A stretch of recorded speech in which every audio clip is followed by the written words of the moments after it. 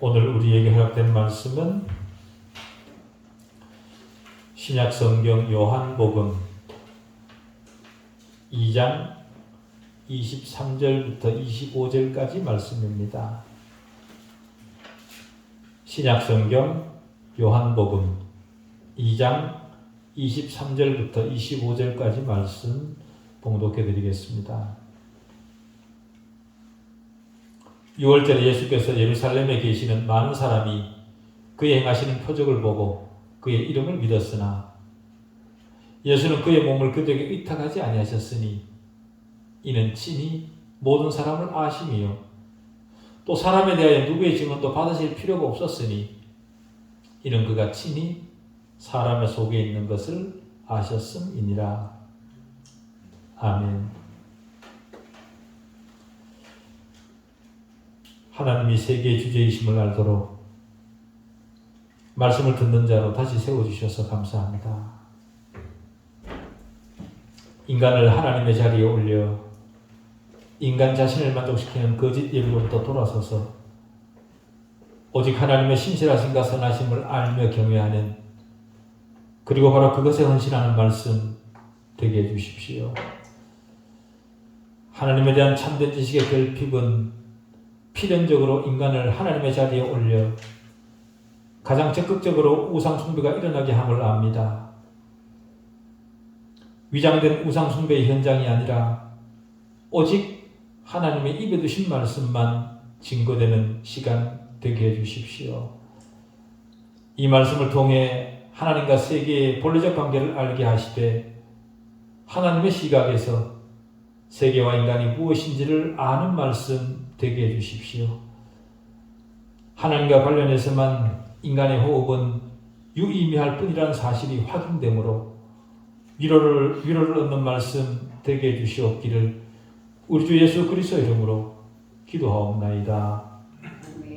아멘. 주님께서 유대인의 6월절 즈음에 예루살렘에 올라가셨을 때 일어났던 사건들을 우리는 계속 살피는 중에 있습니다. 앞에서 우리는 세속에 점령당한 성전을 청소하시는 주님의 환한 모습과 그 모습을 지켜보던 유대인들의 반응을 살폈습니다.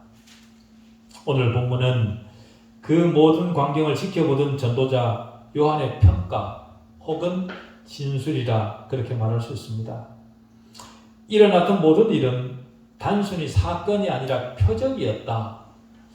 요한은 그렇게 평가를 하고 있는 거죠.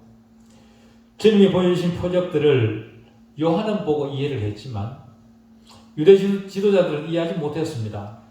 예를 들면 성전을 청소하시는 주님의 의도를 요한은 알았지만 그들은 이해하지 못했던 바로 그런 것들입니다. 그러다 보니 유대인들은 주님에게 엉뚱한 질문들을 했었지요. 이런 모습에서 우리는 그리스도 안에 있는 자와 밖에 있는 자의 다름을 발견하게 됩니다. 그리스도 밖에 있는 자들도 하나님을 믿는다 그렇게 말하면서 열심을 낼 수 있습니다만은 실제로 그들은 그리스도의 대적들일 뿐입니다. 서기관과 바리새인들 그들이 얼마나 열심을 했었습니까? 하나님을 잘 믿겠다고. 그렇지만 주님으로부터 가장 지독한 욕을 들었던 사람들은 바로 그들이었습니다. 그러다 보니 그들은 주님을 이해하지 못한 그들은 엉뚱한 질문을 했던 거죠. 동일한 표적을 보면서 또 다른 어떤 범죄에 있었던 사람들도 주님의 이름을 믿었다. 오늘 본문은 그렇게 이야기합니다. 그들은 주님의 제자가 되어 주님을 따르기를 원했습니다. 그들은 분명 옳은 일을 행한다고 생각을 했지만 주님은 그들을 용납하지 않으신 그런 부류들입니다. 이런 부류들이 현대교회 안에도 여전히 반복되고 있죠. 자신은 믿는다고 그러지만 주님은 그들에게 주님을 의탁하지 않는 그들이 여전히 현대교회에도 반복되고 있습니다. 주님의 표적을 보고 이해하며 한 걸음 더 나아가 주님을 추종하는 사람들이 되고 싶어하고 또 당연히 그럴 권리가 있는 것으로 그들은 생각을 합니다만은 주님은 자신의 몸을 그들에게 의탁하지 않으셨다. 그렇게 말을 합니다. 부패한 인간의 그 모습을 단적으로 보여주는 그런 말씀입니다. 하나님은 타락한 인간을 신뢰하지 않으십니다. 인간은 하나님의 신뢰를 받을 수 없는 존재라는 것을 에덴 동산에서부터 스스로 드러내었었죠. 만약 하나님이 인간을 신뢰하실 수 있으셨다면 하나님은 율법을 주시지 않으셨을 겁니다. 오늘 본문에서도 주님이 인간을 신뢰하지 못하심을 다시 한 번 더 확인시켜주고 계십니다. 인간은 사랑을 표현할 수도 있고 지성을 드러낼 수도 있고 그 양심의 가책을 받을 수도 있고 때로는 사회적으로 선한 일을 할 수도 있습니다. 그들의 상태가 어떠하든 육체 안에 있는 인간을 하나님은 신뢰하지 않습니다. 그렇기 때문에 사람은 거듭나야 합니다. 거듭난 새로운 피조물만 하나님 앞에서 쓸모가 있습니다. 마태복음 7장 21절 이하에 우리가 너무도 잘 아는 말씀이 있습니다. 나더러 주여 주여 하는 자마다 다 천국에 들어갈 것이 아니요 다만 하늘에 계신 내 아버지의 뜻대로 행하는 자라야 들어가리라. 그날에 많은 사람이 나더러 이르되 주여 주여 우리가 주의 이름으로 선지자 노릇하며 주의 이름으로 귀신을 쫓아내며 주의 이름으로 많은 권능을 행하지 아니하였나이까 하리니 그때 내가 그들에게 밝히 말하되 내가 너희를 도무지 알지 못하니 불법을 행하는 자들아 내게서 떠나가라 하리라. 이런 말씀을 들으면 번쩍이는 것이라고 해서 다 금이 아니다 라는 그런 말이 생각이 납니다. 주님의 표적을 보면서 일시적으로 주님에게 영광을 돌리는 듯 하지만 주님은 그들을 책망하시며 모른다 하셨고 주님은 자신을 저들에게 의탁하지 않으셨다 그렇게 말합니다.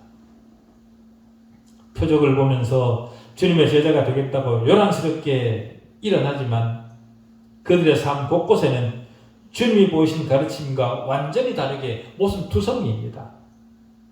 주님의 목적은 표적 자체에 있지 않습니다. 그런데도 저들은 표적을 보고 또 표적을 위해 주님을 따르려 합니다. 그들이 주님을 따르는 궁극적 목적은 믿음에 있는 것이 아니라 표적을 통한 현실적 유익에 그들이 관심이 있는 겁니다. 주님이 표적을 주시는 이유는 표적을 통해 주님을 발견하라는 거죠.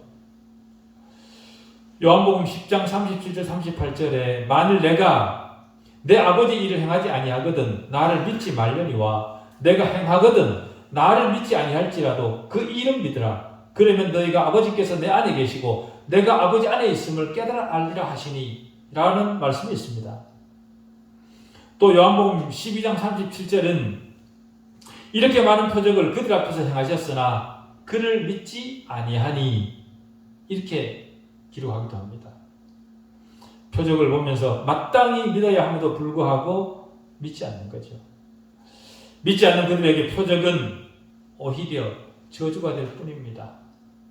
표적을 따라가면 자신들에게 현실적 유익이 있을 거라 그렇게 생각하고 따라가지만 오히려 영적으로는 그들에게 저주만 될 뿐이라는 겁니다. 주님을 얼마나 믿지 않았든지 요한복음 14장 11절에서 이런 말씀도 하십니다. 내가 아버지 안에 있고 아버지께서 내 안에 계심을 믿으라. 그렇지 못하겠거든 행하는 그 일로 말미암아 나를 믿으라. 주님이 행하신 표적들을 보고도 믿지 않는 자들을 향해 주님은 이런 말씀도 하십니다. 내가 아무도 못한 일을 그들 중에서 하지 아니하였더라면 그들에게 죄가 없었으려니와 지금은 그들이 나와 내 아버지를 보았고 또 미워하였도다. 주님의 표적을 아예 보지 못했다면 죄가 없겠지만 표적을 보고도 믿지 않을 뿐만 아니라 심지어는 오히려 미워하기까지 하더라. 그게 누굽니까? 거듭나지 못한 자들. 그들이죠. 누구도 변명하지 못하도록 표적을 통해 주님의 주님 되심을 분명하게 나타내셨음에도 불구하고 믿지 않습니다. 그러나 주님의 표적은 저들에게 자신들의 불신앙을 변명하지 못하도록 하는 아주 분명한 쐐기가 됩니다. 주님은 그들에게 믿을 수밖에 없는 그런 표적을 보여주셨거든요. 표적은 우리로 주님을 믿도록 이끄는 분명한 도구이고 수단입니다. 그러나 표적만으로 우리가 감동을 받고 믿음에 이르기에는 충분하지 않습니다. 그래서 표적 때문에 주님을 믿고 표적을 신앙의 기준으로 삼는다면 그런 사람은 잘못되는 입장에 처할 수도 있습니다. 초대교회 교부 중 한 분은요, 이런 말씀을 했습니다. 참된 신앙은 기적이 아니라 하나님의 말씀 위에 세워진다. 그런 말씀을 하신 교부가 있습니다. 참된 신앙은 기적이 아니라 하나님의 말씀 위에 세워진다.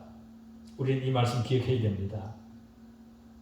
그런데도 오늘 본문에서 우리는 많은 사람이 그의 행하시는 표적을 보고 그의 이름을 믿었다는 증언을 듣습니다. 예수를 하나님으로 믿은 것이 아니라 슈퍼맨쯤으로 그렇게 따른 거죠. 예수의 이름을 따른 겁니다. 사람을 보고 따른 겁니다. 여기서 우리가 얻게 되는 교훈이 있습니다. 현대교회가 추락하는 이유 중 하나이기도 한데 불과 최근까지만 해도 많은 사람들을 끌어모으기 위한 수단으로 교회가 기적을 오용했었습니다. 많은 사람을 모으는 것, 그것이 곧 주님이 기뻐하시는 일이라고 속여서 많은 추종자를 모으고 속임수를 기적으로 믿고 모이던 사람들이 주님을 바라본 것이 아니라 설교자 개인을 주목하고 신격화한 일이 얼마나 많았습니까? 그래서 생각해 보십시오. 주님이 그들을 기쁘시게 받으셨겠습니까? 주님의 말씀이 아니라 성경에 기록된 표적이라는 말을 악용해서 자신이 마치 주님으로부터 표적을 위임받은 자인 것처럼 그렇게 속이고 그 거짓말을 사실로 믿는 사람들을 어떤 결단에 이르도록 만드는 그 전체적인 문제를 우리는 생각하고 반성해야 합니다.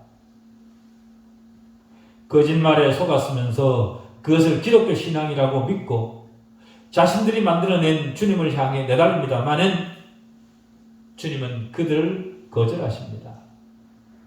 그래서 본문도 많은 사람이 그의 행하시는 표적을 보고 그의 이름을 믿었으나 예수는 그의 몸을 그들에게 의탁하지 아니하셨으니 라고 합니다. 왜 그랬을까요? 그 이유는요, 주님의 이름을 믿는 것과 주 예수 그리스도를 구원을 주시는 하나님으로 신뢰하는 데는 광범위한 차이가 있기 때문에 주님은 그들에게 주님을 의탁하지 않으셨던 겁니다. 주님의 이름은 믿었지만 주님을 구원을 주시는 하나님으로 믿지는 않았던 그들입니다. 주님이 그걸 모르시겠습니까? 오늘 본문에 나오는 사람들은 예수의 이름을 따랐지만 예수가 자신들을 구원할 그리스도라는 사실을 참되게 믿은 사람들이 아니었습니다. 성경에 보면, 신약 성경에 보면 일시적 신자 혹은 거짓 선생들에 대한 기록이 있습니다. 바로 그런 부류의 사람들이었던 거죠. 마태복음 25장에 열처녀 비유가 있는데 거기에 나타나는 어리석은 5처녀가 바로 그런 사람들이었을 겁니다. 그들의 외모에는 차이가 없었습니다. 어떤 의미에서 그들도 제자처럼 보였습니다. 그러나 기름을 준비한 5처녀와 준비하지 않은 5처녀, 이 두 부류 사이에는 근본적이고도 치명적인 차이가 있었습니다. 믿지 않았던 그 5처녀의 면전에서 잔치집 문이 닫힙니다. 바로 심판의 순간에 영원한 차이로 드러나게 되었던 거죠. 그렇기 때문에 주님을 믿는 것처럼 보이지만 사실은 믿지 않는 그것이 절체절명의 순간이 되면 가장 엄숙하고 가장 진지한 문제로 드러난다는 사실을 우리는 기억해야 됩니다. 그것이 히브리서 6장 4절 이하에 기록된 사람들과 똑같다 그렇게 말할 수 있습니다. 거기에 보면 한번 비침을 받고 하늘의 은사를 맛보고 성령에 참여한 바 되고 하나님의 선한 말씀과 내세 능력을 맛보고도 타락한 자들에 대해 기록하고 있습니다. 이 정도면 지금 히브리서 6장 4절이 진술하는 것처럼 이런 정도면 이 사람은 완전한 그리스도인이라 누가 봐도 그렇게 말할 수 있었을 테지만 저들은 결코 진실한 그리스도인이었던 적이 없었습니다. 요한은 자신의 첫 번째 서신에서도 똑같은 종류의 사람들을 묘사합니다. 아이들아, 지금은 마지막 때라. 적그리스도가 오리라는 말을 너희가 들은 것과 같이 지금도 많은 적그리스도가 일어났으니 그러므로 우리가 마지막 때인 줄 아노라. 그들이 우리에게서 나갔으나 우리에게 속하지 아니하였나니 만일 우리에게 속하였더라면 우리와 함께 거하였으려니와 그들이 나간 것은 다 우리에게 속하지 아니함을 나타내려 함이니라. 한때는 교회에 속한 그런 사람들이었습니다. 그래서 신실한 제자들의 공동체처럼 보였던 그런 사람들이었고 말씀을 들으면서 아멘을 했던 그런 사람들입니다. 그러나 잠시 후 그들은 나가버렸습니다. 저들은 일시적 신자들이었던 거죠. 처음에는 진실한 믿음을 가진 것 같은 그런 인상을 주었지만 사실은 거짓 믿음이었던 겁니다. 그런 사람들은 교회 선생들도 잘 분별하지 못합니다. 그렇지만 주님은 정확히 알고 계시죠. 왜냐하면 주님은 사람의 마음까지도 통찰하시는 하나님이시기 때문에 그렇습니다. 그렇다면 우리가 어떻게 이런 사람을 알아볼 수 있겠습니까? 이런 일시적 신자들의 특징이 무엇입니까? 그들은 표면상 겉으로 보면 대단히 바른 신자처럼 보입니다. 그들은 주님의 독특함 때문에 잠깐 호기심을 가졌었고 주님을 따르고 싶기도 했고 심지어는 공동체 안으로 받아들여지기를 원하기도 했습니다만 복음에 매료되지도 않았고 복음을 믿지도 않았던 그런 사람들이었던 겁니다. 그들처럼 자신들이 생각하지 못했던 독특한 어떤 것이 나타나면 거기에 매력을 느끼는 사람들이 있습니다. 새로운 어떤 것을 보면 거기에 혹 빠져드는 그런 부류의 사람들이 있습니다. 본문에 나온 사람들은 바로 그런 사람들이었던 거죠. 주님은 새롭기만 하신 것이 아니라 가지신 권위도 특별하셨습니다. 누군가의 말을 인용하시거나 흉내를 내시지도 않으시고 오히려 당당하게 서서 말씀하시기를 내가 너희에게 말하노니 그렇게 말씀하시는 것으로 청중을 압도하는 그런 능력이 있으셨습니다. 그런 능력에 호기심을 느낀 거죠. 표적들을 보면서 그 자체에 끌려가는 겁니다. 마치 사도행전 8장에 나오는 마술사 시몬처럼 그렇게 된 겁니다. 우리 교회사에도 그런 예는 많습니다. 부흥해야 될 어떤 징조가 전혀 없음에도 불구하고 분위기 때문에 많은 사람들이 교회로 몰려든 겁니다. 그들은 참된 신자가 된 적이 없습니다. 시류적 분위기가 그들의 감정을 고조시켜서 그것이 마치 성령의 역사인 것처럼 보이도록 했을 뿐입니다. 기도원이나 대중 전도 집회에서도 얼마나 엉터리 주작이 많았었습니까? 그들은 모든 것이 잘 되고 있는 것처럼 생각하고 진실한 그리스도인이라고 자신들을 생각했었을 겁니다. 그러나 그들은 종교적 흥분 때문에 단순히 감동을 받았을 뿐입니다. 일시적으로. 새롭고 흥미롭고 감동적인 것을 쉽게 받아들이는 단순성이 그들을 그렇게 만든 겁니다. 특별한 현상 안에는 잘못된 동기가 내재되어 있을 가능성이 많다는 것을 놓친 탓이죠. 성경이 기록된 이후에 새롭고 특별한 무엇인가를 말하는 그것은 반드시 이단입니다. 새롭고 특별한 것은 없습니다. 성경 이외에. 표적은 하나님의 말씀 앞으로 이끄는 도구이지 그 자체가 참된 믿음을 유발하지는 않습니다. 믿음은 반드시 하나님의 말씀을 들음으로 납니다. 사도행전 8장에 나오는 시몬은 사도들이 행하는 표적에 매료되었습니다. 그래서 표적을 행하는 권능을 돈으로 사고 싶어 합니다. 시몬이 그 능력을 사고 싶은 이유가 무엇이었겠습니까? 그 이유는 자신이 주목받는 사람이 되고 싶고 다른 사람보다 탁월한 사람인 것처럼 보여지고 싶은 그런 욕망 때문이었습니다. 실제로 탁월한 사람이 아니라 탁월한 사람인 것처럼 보이고 싶은 그런 욕망. 바로 이런 모습이 거듭나지 못한 자연인의 모습입니다. 능력을 행하는 사람들, 그들은 거듭나지 못한 사람들에게는 대단한 호소력이 있습니다. 물론 우리 모두에게도 남보다 탁월해지고 싶은 그런 마음들이 분명히 있죠. 왜냐하면 우리 안에는 여전히 죄와 타락의 결과물이 남아있기 때문에 그렇습니다. 그 결과물은 정욕, 즉 권력욕이나 명예욕으로 나타납니다. 교회 안에 있는 이런 정신은 굉장히 무서운 것이죠.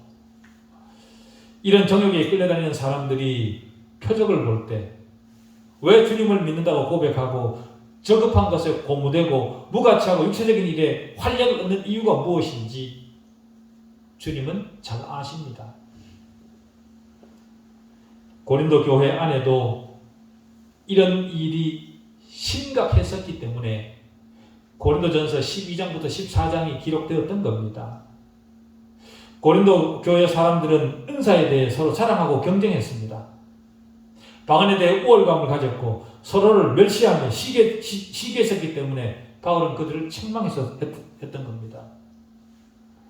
그들이 그렇게 된 이유는 하나님이 주신 것을 자신들의 정욕을 위해 오용한 탓입니다. 이런 모습은 모든 측면에서 일어날 수 있습니다. 은사적인 부분에서도 교리적 지식이나 성경 지식적 측면에서도 우월감을 가지고 다른 사람을 아래로 볼 수 있는 그런 위험성이 있습니다. 이런 사실을 보면서 확인하게 되는 사실은요, 인간의 본성은 변하지 않는다 라는 겁니다. 예수와 그의 가르침에 흥미를 가지고 예수를 위대한 선생으로 생각하기는 하지만 주 예수 그리스도로는 믿지 않는 겁니다. 그런 사람들은 성경의 주제와 단어들을 아주 정교하게 분석하고 소위 고등비평이라는 잣대로 성경을 분해합니다. 그러나 그것이 성경에 대한 참된 지식은 절대로 아닙니다. 그들이 그렇게 하는 이유는 현상이나 표적에만 관심을 가지고 있기 때문이고 그들이 그렇게 하는 이유는 그들의 믿음의 기초가 하나님 말씀에 있지 않기 때문에 그런 짓을 하는 겁니다. 하나님의 말씀이 믿어지지 않기 때문에 그런 짓을 하는 거죠. 말씀에 근거하지 않은 저들은 인위적 신앙일 수밖에 없고 언제나 부분적 신앙에 그칠 수밖에 없습니다. 주 예수 그리스도 이름을 머리로만 아는 사람들이고 철학적으로만 이해하는 그런 사람들입니다. 예수 그리스도에게 녹아드는 경험을 한 번도 한 적이 없는 그런 사람들이죠. 그렇기 때문에 저들은 삶을 변화시키지 못하는 겁니다. 세상 사람들도 기독교 신앙의 가르침에 지적 관심을 가질 수 있습니다. 기독교 지식은 굉장히 고차원적 진리 체계를 가지고 있기 때문에 지성적인 사람들에게 대단히 매력적입니다. 뿐만 아니라 성경 말씀에 용기를 얻고 마음에는 없지만 그것을 삶의 적용하는 사람들도 굉장히 많이 있습니다. 그렇게 함으로써 복을 받으리라, 위로를 얻으리라, 용기를 얻으리라, 그렇게 생각을 하는 거죠. 또 어떤 사람들은 기독교를 의지의 문제라 그렇게 생각하는 사람들도 있습니다. 의지적으로 예수를 주로 시인하면 된다는 겁니다. 기독교 신앙에 대해 지적 동의를 하는 것도 아니고 감정이 동하는 것도 아닙니다. 어떤 행위를 하면 그 행위에 상응하는 결과가 따르게 된다는 겁니다. 바로 로마 가톨릭이 바로 그런 입장입니다. 그러나 기독교는 전적으로 인격적 문제입니다. 어떤 행위를 함으로 그 행위에 대한 결과들이 반드시 드러난다, 이런 것이 아닙니다. 그래서 로마서 6장 17절은 하나님께 감사하리로다. 너희가 본래 죄의 종이더니 너희에게 전하여 준 바 교훈의 본을 마음으로 순종하여 죄로부터 해방되어 의에게 종이 되었느니라. 그렇게 말합니다. 우리의 전 인격이 포함되지 않는다면 우리의 모든 종교적 행위는 아무런 소용이 없습니다. 자신의 전 인격을 동원해 예수 그리스도에게 의탁하는 것, 그것만 믿음입니다. 그러나 본문에 나오는 사람들은 표적을 보고 주님의 이름은 믿었지만 자신들을 의탁하지는 않았습니다. 그 사실을 알았기에 주님은 그들에게 몸을 맡기지 않으셨던 거죠. 우리가 주님에게 우리 자신을 완전히 의탁하기 위해서는 주님을 제대로 정확히 성경이 진술하는 대로 이해해야 됩니다. 주님을 본 안드레가 자기 형제 시몬에게 내가 메시아를 만났다, 그렇게 말했던 것처럼 주님이 누구신가에 대한 정확한 이해가 있어야 됩니다. 빌립도 나다나엘을 만나 모세가 율법에 기록하였고 여러 선지자가 기록한 그 일을 우리가 만났으니 요셉의 아들 나사렛 예수니라, 그렇게 말했습니다. 주님에 대한 이런 이해가, 이런 고백이 자신의 전 인격으로부터 드러나야 합니다. 주님의 인격에 대한 총체적 이해를 가져야 된다는 거죠. 주님의 인격의 영광 안에 있는 신성을 볼 뿐만 아니라 자신의 죄인됨도 보아야 됩니다. 베드로가 고기를 잡으러 갔다가 아무도 잡지 못했을 때 주님이 다시 가서 그물을 배 다른 편에 던지라, 그렇게 말을 했습니다. 그 말을 듣고 베드로가 다른 편에 던지자 그물이 찢어질 정도로 잡혔다는 기록을 우리가 보지 않습니까? 그러자 베드로가 엎드려 고백하기를 가로되 주여 나를 떠나소서 나는 죄인이로소이다, 그렇게 말을 했습니다.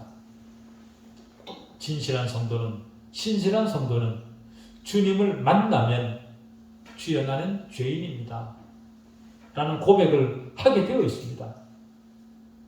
주님은 참된 성도에게 누구든지 나를 따르려거든 자기를 부인하고 자기 십자가를 지고 나를 쫓을 것이니라, 그렇게 했습니다. 자신의 관심과 자기 신뢰 그리고 자기 확신을 여전히 가지고 있으면서 주님을 믿고 따른다고 말하는 것은 아무런 가치가 없습니다. 자신과 하나님 앞에 거짓말을 할 뿐입니다. 주님을 만나는 것은 피상적 기적으로 흥분되거나 감격의 눈물을 흘리는 그것만이 아닙니다. 물론 하나님께서 죄된 나를, 죄인 중에 가장 괴수인 나를 만나주셨다는 그 사실은 대단히 영광스럽고 감격적인 것은 사실입니다.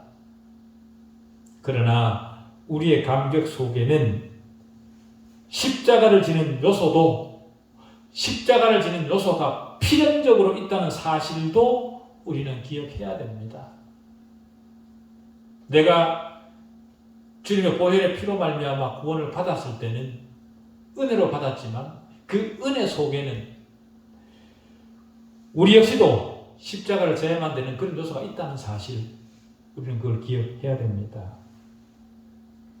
자신의 십자가를 확실히 지고 주님이 어디로 인도하시든지 따라가야 됩니다. 우리는 우리가 원하는 대로 결정할 자격이 없습니다. 왜냐하면 주님이 우리를 사셨거든요. 이 백성이 입술로는 나를 존경하되 마음은 내게서 멀도다 라는 지적을 당해서는 안 될 겁니다. 주님이 자신을 우리에게 의탁하시도록 우리 자신을 주님에게 내어드려야 됩니다. 표적을 보고 따를 것이 아니라 말씀을 따라 믿어야 됩니다. 우리가 주님을 믿는 궁극적 목적이 무엇인가를 생각할 수 있어야 됩니다. 그럴 수 있는 남은 신앙 되시기를 바랍니다. 기도하시겠습니다. 하나님